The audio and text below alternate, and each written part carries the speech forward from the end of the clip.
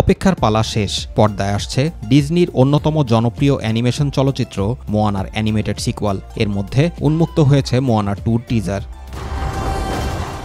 পূর্বের মতোই মোয়ানা চরিত্রে কণ্ঠ দিয়েছেন আউই ক্রাভালিও এবং মাউই চরিত্রে ডোয়াইন জনসন।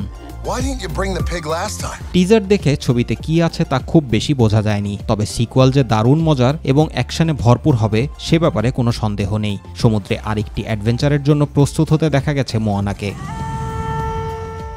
টিজারে অসাধারণ অ্যানিমেশনে পানির দৃশ্য ফুটিয়ে তোলা হয়েছে। মোয়ানাকে হাঙরের সামনেও পড়তে দেখানো হয়েছে এক দারুণ শটে। টিজারের শেষে মাউইকে মোয়ানার নৌকায় পৌঁছাতে দেখা যায়।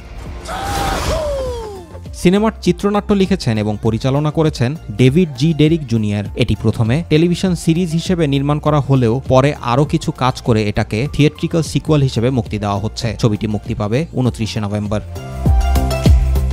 অ্যানিমেটেড সিকুয়াল ছাড়াও ডিজনি লাইভ অ্যাকশন মোয়ানাও রিমেক করছে, সেটি নির্মাণ করবেন থমাস কেইল। ছবিতে ডোয়াইন জনসন থাকবেন, যেটি মুক্তি পাবে 2026 সালের 10 জুলাই।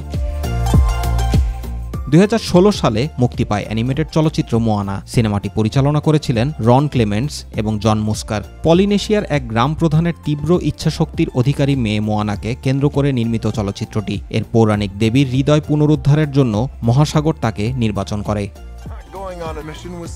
জুবাইর রহমান, মাই টিভি নিউজ।